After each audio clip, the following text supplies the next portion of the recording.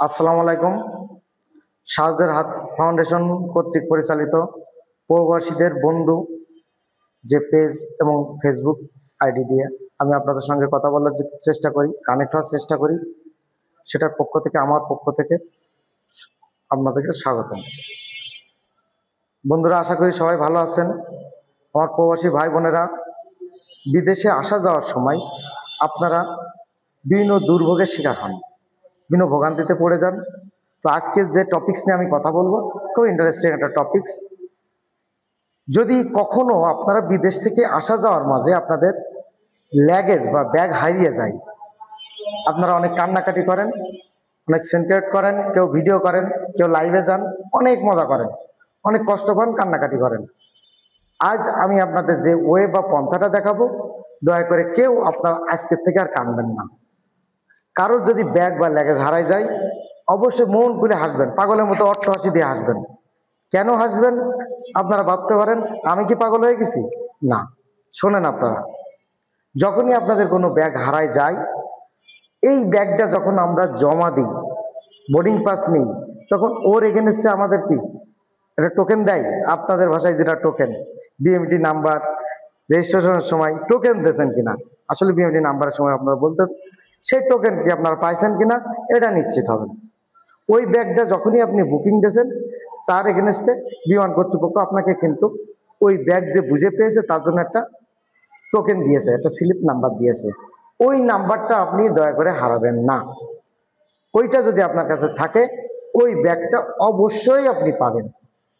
আমরা জানি না যে কি করণীয়, কি করতে হয়, এজন্য আমরা ব্যাগটা পাই না, কান্নাকাটি করি। দয়া করে আজকের পর থেকে কেউ কাঁদবেন না, মন খুলে হাসবেন। যে কোনো কঠিন সিচুয়েশনে 1 মিনিট নীরবতা পালন করে মস্তিষ্ক ঠান্ডা করার চেষ্টা করবেন। দেন কি করণীয়, যে বিষয়গুলো আমরা জানি কিন্তু সময় মতো কাজে লাগাইতে পারি না, পরে ইস এটা আগে যে মনে পড়তো এটা করতাম, এই দুঃখটা ভুলে যেতে হবে।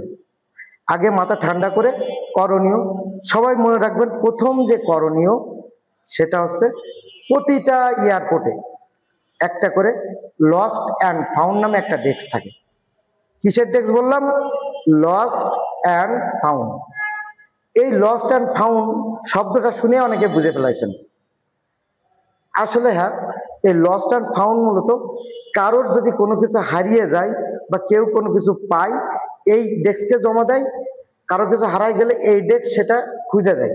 কিভাবে খোঁজে, সেই পলিসি পন্থাটা আমি একটু বলতেছি, আপনাদের ইজি করে দিচ্ছি।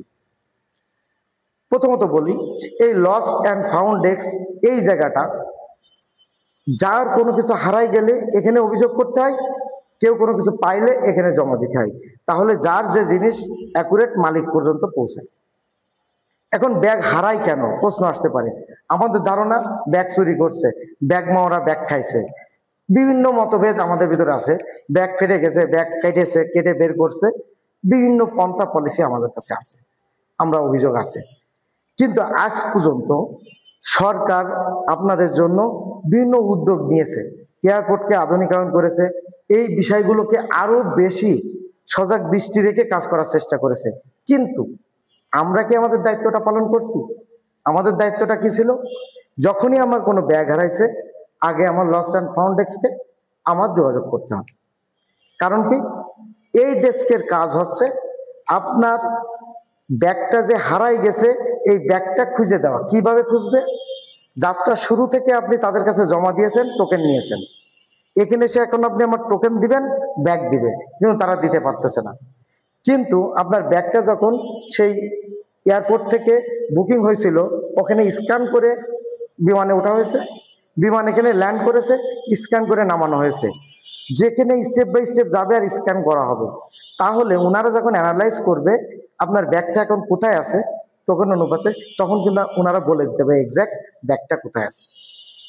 সে আমি 2-3টা পয়েন্ট বলি। দেখেন, আপনি আসছেন টার্মিনাল 1-এ, সামাও কোনো কারণে ব্যাগটা টার্মিনাল 2-তে চলে গেছে, আপনি পাবেন না, কিন্তু ওখানে যখন যোগাযোগ করবেন ওনারা বলে দিতে পারবে।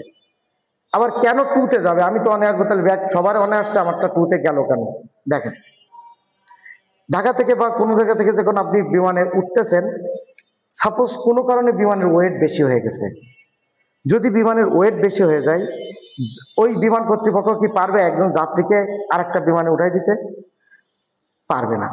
তখন কি করবে, তারা দেখে আশেপাশে আগে পিছে কোনো কার্গো বিমান আছে কিনা।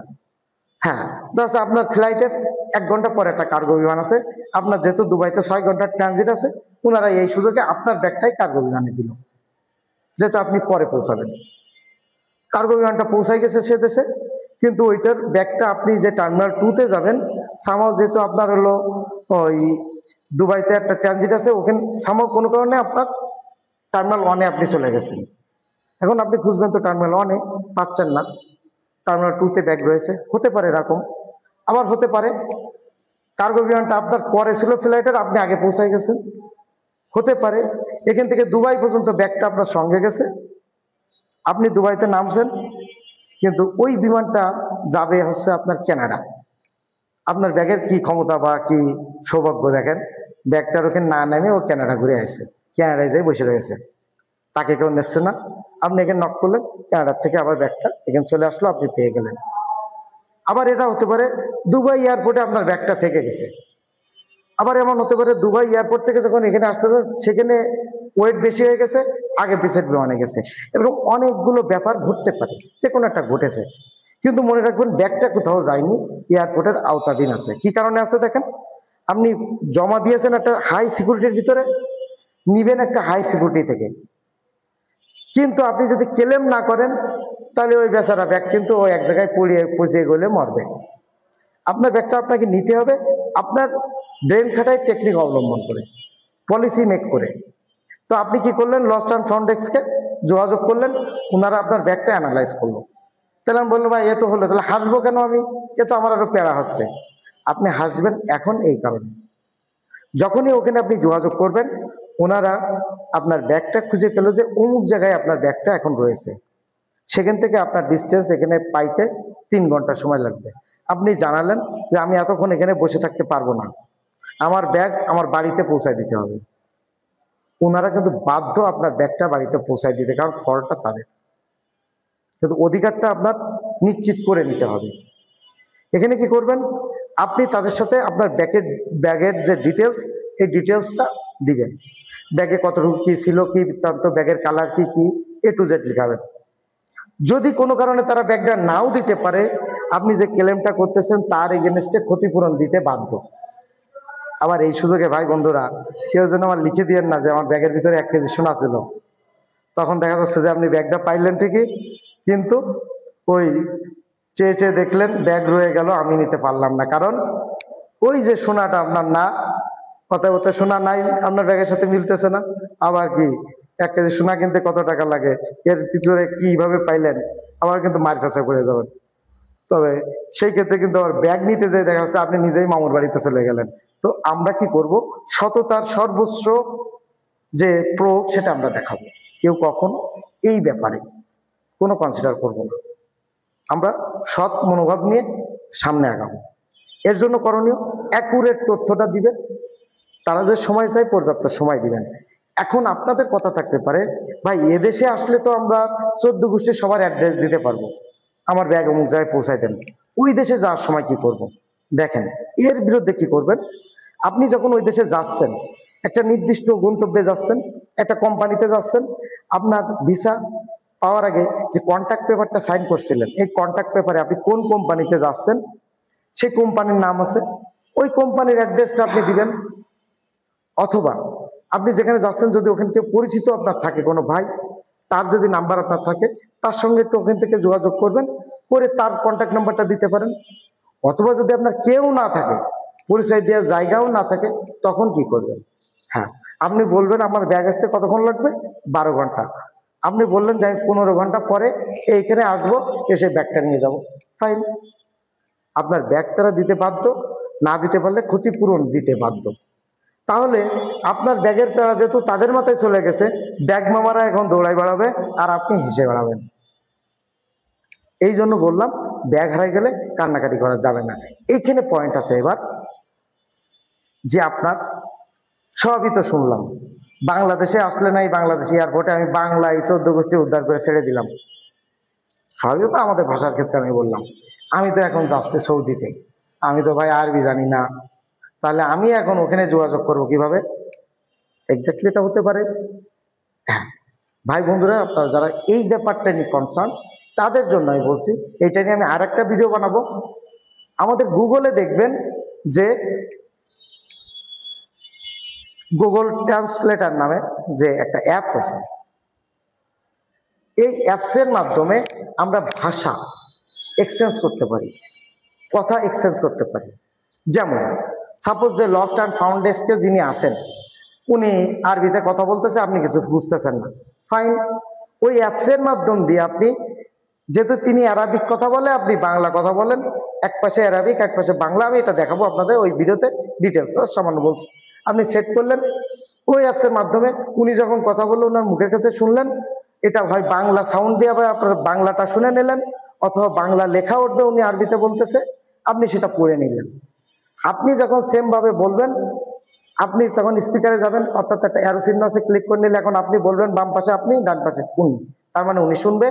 এখানে আপনি বলতেছেন, উনি শুনতেছে, আপনারা কিন্তু কমিউনিকেশন করে নিতে পারলেন যে কোনো দেশের সাথে, যে কোনো ল্যাঙ্গুয়েজের ব্যক্তির সঙ্গে কিন্তু এবার আপনারা কথা বলতে পারবেন। তার ডিটেলস নিয়ে আমি একটা ভিডিও বানাবো কিভাবে কমিউনিকেশন করবেন। এখন আপনার ডিটেলসটা কিন্তু তাকে বোঝাইতে পারবেন, সে বোঝাইতে পারবে। আপনার অ্যান্ড্রয়েড ফোন নেই, তারও নেই, মানলাম। এখন কি করবেন দেখেন, এই যে ডেস্ক লস্ট অ্যান্ড ফাউন্ড, এই ডেস্কে কিন্তু কেউ বার্গারের দাম কত বা ভালো মানের বার্গার কোথায় পাওয়া যায়, ভালো মানের 5 স্টার হোটেল কোথায় পাওয়া যায়, এই তথ্য নিতে কেউ যাবে না। আর যতই হাসতে বললাম, আপনারা যখন ওখানে যাবেন, আপনাদের ফেস দেখে উনি বুঝে ফেলাবে আপনার কিছু হারাইছে। প্রথম 50-50 চান্স আপনাকে দূর থেকে আসতে থেকে হয় আপনি কিছু পাইছেন অথবা আপনার কিছু হারাইছে। আর যখন ওদের সামনে যাবেন, ফেস দেখে বুঝে ফেলাবে আপনি কিছু হারাইছেন। তখন আপনার কাজটা কি? বোবারা যখন কথা বলে, আমরা কি বুঝি? বুঝি না? তো আপনি 1 মিনিটের জন্য বোবা হয়ে যাবেন। কিভাবে বোবা হবেন?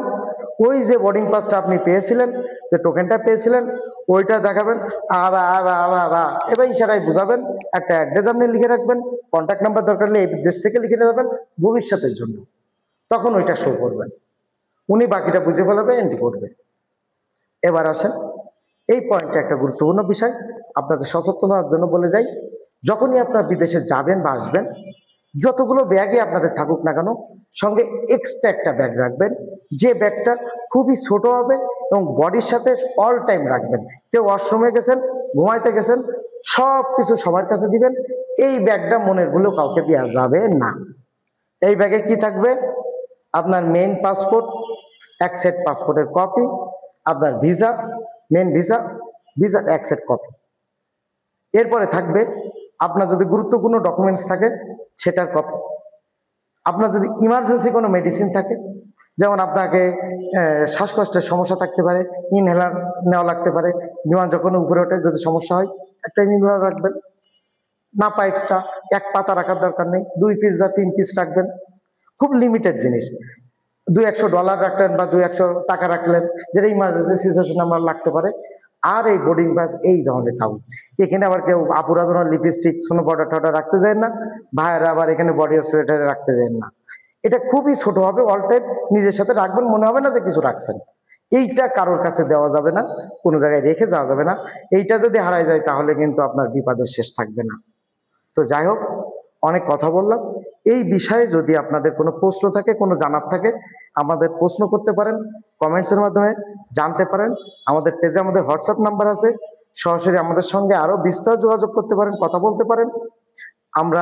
আমি এই অফিসে অ্যাভেলেবেল থাকি 7:30 থেকে রাত 10:30 পর্যন্ত। যদি আমার সাথে কেউ সরাসরি এসে বিদেশে যাওয়ার সংক্রান্ত বিভিন্ন তথ্য নিয়ে, উপাত্ত নিয়ে সহযোগিতা নিতে চান, অবশ্যই আমার সঙ্গে যোগাযোগ করবেন, অফিসে যোগাযোগ করবেন। আমাদের অফিসের অ্যাড্রেস আপনার সেকশন, অর্থাৎ ঢাকা শহরের যে কোনো জায়গা থেকে যদি আপনি একটা রিক্সা বা ভ্যান বা কোনো গাড়িকে বলেন আমি বিডিআর সেকশন যাব, অবভিয়াসলি উনি আপনাকে চিনাই দেবে। সেকশন মোড়ে আসবেন, সেকশন এসে দেখবেন কামরাঙ্গীর চরের দিকে যেতে একটা ব্রিজ, ব্রিজটা পার হবেন, পার হয়ে একটা মার্কেট, বড় মার্কেট, রনি মার্কেট বলে নাম। এই মার্কেটে বাম পাশে মিউচুয়াল ট্রাস্ট ব্যাংক দোতলায়, আর আমাদের অফিসটা 3 তলায়। অফিসের নাম্বারে কল দিতে পারেন, সরাসরি আসতে পারেন, যোগাযোগ করতে পারেন। বিদেশ যাওয়া সংক্রান্ত বিভিন্ন তথ্যপত্র আমাদের কাছ থেকে নিতে পারবেন। ভিসা সংক্রান্ত জটিলতা থাকলে, চেক করার কোনো ব্যাপার থাকলে, পরামর্শ নেওয়ার ব্যাপার থাকলে আমাদের সঙ্গে কথা বলতে পারেন, যোগাযোগ করতে পারেন। আমাদের সম্ভবত যতটুকু পারি আপনাদের সেবা করার বা পাশে থাকার ইনশাল্লাহ চেষ্টা করব। আজ এ পর্যন্ত, সবাই ভালো থাকেন। আসসালামু আলাইকুম।